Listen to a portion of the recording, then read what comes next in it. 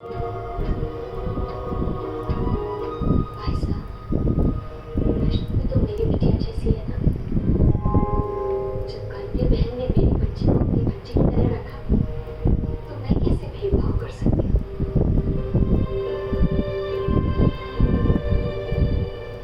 Sir के बाजी बहुत ट्रैफिक था रास्ते में, पौना घंटा तो हमें ट्रैफिक में ही लग गया। बेटा जो भी हो, लेकिन गलती तो हमारी है ना, इसलिए क्षमा चाहती हूँ।